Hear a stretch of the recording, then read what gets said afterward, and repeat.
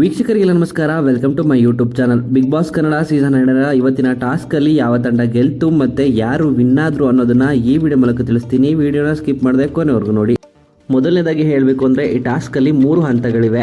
ಇನ್ನು 2 ತಂಡಗಳಾಗಿ ಡಿವೈಡ್ ಆಗಿದ್ದಾರೆ. ಆ ಡಿವೈಡಲ್ಲಿ ಒಂದರಲ್ಲಿ ಕಾವ್ಯ ಮತ್ತು ಇನ್ನೊಂದರಲ್ಲಿ ಸ್ಪಂದನ ಟಾಸ್ಕ್ನ ಆಡ್ತಿದ್ದಾರೆ. ಇನ್ನು ಟಾಸ್ಕ್ ಏನು ಅಂತ ನಿಮಗೆಲ್ಲ ಗೊತ್ತೇ ಇದೆ. ಮೊದಲನೇದಾಗಿ ಸ್ವಿಮ್ಮಿಂಗ್ ಪೂಲ್ನಿಂದ ಬಕೆಟ್ನಲ್ಲಿ ನೀರು ತಂದು ತಮ್ಮದಾಗಿರುವಂಥ ಡ್ರಮ್ಗೆ ನೀರನ್ನ ಹಾಕಬೇಕಾಗಿರುತ್ತೆ.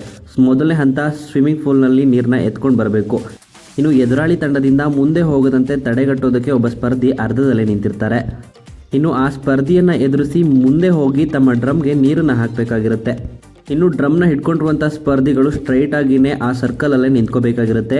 ಬಿಗ್ ಬಾಸ್ ಕೂಡ ವಾರ್ನ್ ಮಾಡ್ತಾರೆ ಆ ಡ್ರಮ್ಮು ನೇರವಾಗಿರಬೇಕು ಅಂತ. ಅದಾದ ಬಳಿಕ ಈ ಟಾಸ್ಕ್ನ ಆಡ್ತಾರೆ.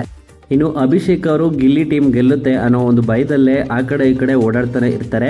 ಕಾವ್ಯ ಕೂಡ ಡ್ರಮ್ನ ಹತ್ರ ಹೇಳ್ಕೊಂಡು ನೀರು ಹಾಕೋಕೆ ಹೋಗ್ತಾರೆ. ಅಷ್ಟರಲ್ಲಿ ಗಿಲ್ಲಿ ಮತ್ತು ಅಭಿಷೇಕ್ ನಡುವೆ ಜೋರಾದ ಜಗಳವೇ ಶುರುವಾಗುತ್ತೆ. ಇನ್ನು ನೀರನ್ನು ಹಿಡಿಯುವಂಥ ಸಂದರ್ಭದಲ್ಲಿ ರಘು ಅವ್ರಿಗೆ ಭುಜದ ಮೇಲೆ ಹೊತ್ಕೊಂಡು ಸ್ವಲ್ಪ ಪೈನ್ ಆಗಿದೆ. ಅದರ ಮಧ್ಯೆ ಉಸ್ತುವಾರಿಗಳಾಗಿರುವಂಥ ಗಿಲ್ಲಿ ಮತ್ತು ಅಶ್ವಿನಿ ಗೌಡಗೂ ಜೋರಾದ ಜಗಳವೇ ಆಗುತ್ತೆ. ಇದನ್ನು ಯಾರು ಕೂಡ ತಪ್ಪಿಸೋಕೆ ಆಗಲ್ಲ ಅಂತಲೇ ಹೇಳ್ಬೋದು. ತುಂಬಾ ಜೋರಾಗಿ ಜಗಳವನ್ನು ಆಡಿ ಗಿಲ್ಲಿಯಿಂದಾಗಿ ಅಶ್ವಿನಿ ಗೌಡ ಅವರು ಕಣ್ಣೀರಿಟ್ಟಿದ್ದಾರೆ. ಇನ್ನು ಈ ಟಾಸ್ಕ್ನ ತುಂಬಾ ಚೆನ್ನಾಗಿ ಆಟವನ್ನು ಆಡಿ ಗೆದ್ದಿರೋದು ಅಂತ ಅಂದರೆ ಗಿಲ್ಲಿಯವರ ಟೀಮ್ ಅಂತಲೇ ಹೇಳ್ಬೋದು.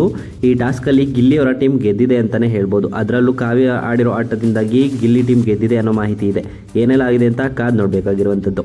ಇನ್ನು ಈ ವಿಡಿಯೋ ನಿಮ್ಗೆ ಇಷ್ಟವಾಯಿತು ಅಂದರೆ ವಿಡಿಯೋಗೆ ಲೈಕ್ ಮಾಡಿ. ಬಿಗ್ ಬಾಸ್ ಕನ್ನಡ ಸೀಸನ್ 12 ಮತ್ತಷ್ಟು ಹೆಚ್ಚಿನ ವಿಡಿಯೋಗಳಿಗಾಗಿ ನಮ್ಮ ಚಾನಲ್ಗೆ ಸಬ್ಸ್ಕ್ರೈಬ್ ಮಾಡಿ.